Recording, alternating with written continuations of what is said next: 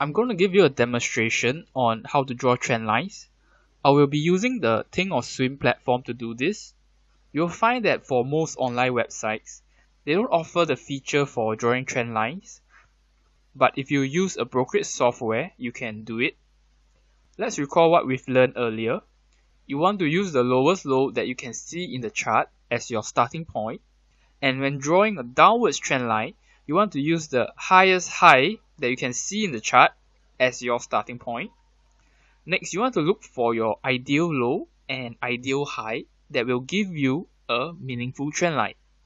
So now let me explain these terms.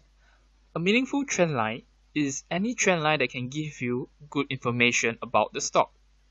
Good information in the sense that it will be able to capture and follow the trend well, as well as giving you early signals that the trend might be ending.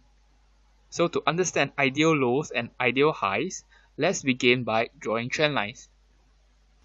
So this is the chart of Coca-Cola, and as you can see, I've already drawn a trend line.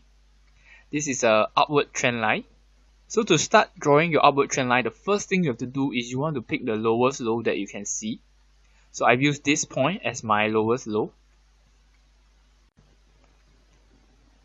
After you pick your lowest low, which is this point, you want to look for the next closest ideal low and use it as a second point to extend your trend line.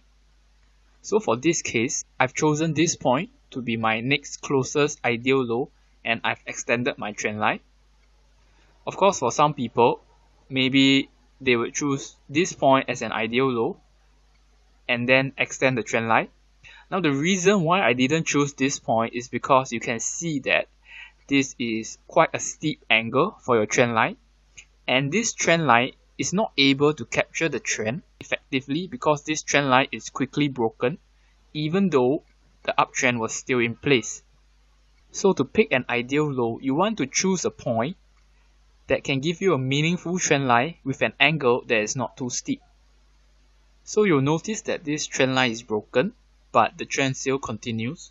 So what you can do is you can draw another trend line. So let's say we use this point as our starting point, and we use this point as our nearest ideal low, and we just extend the trend line. So let me just make this clearer. Here you can see this is the second trend line, and this trend line is much better because it captures the trend in the sense that there are more touches, and every time the stock touches the trend line but does not break the trend line is a good sign, because this shows that the trend line has been tested and it passes the test because it was not broken. So one thing you could do is every time the stock touches the trend line, it can be an entry signal, a possible entry signal for you to enter the stock. Here you can see that the second trend line was broken, and trend lines are trend following indicators, so they work best when there's a trend in place.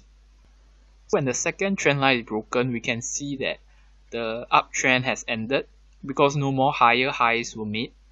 Coca-Cola was moving almost in a sideways pattern. So when the trend ends or the stock is not trending, trend lines don't work that well.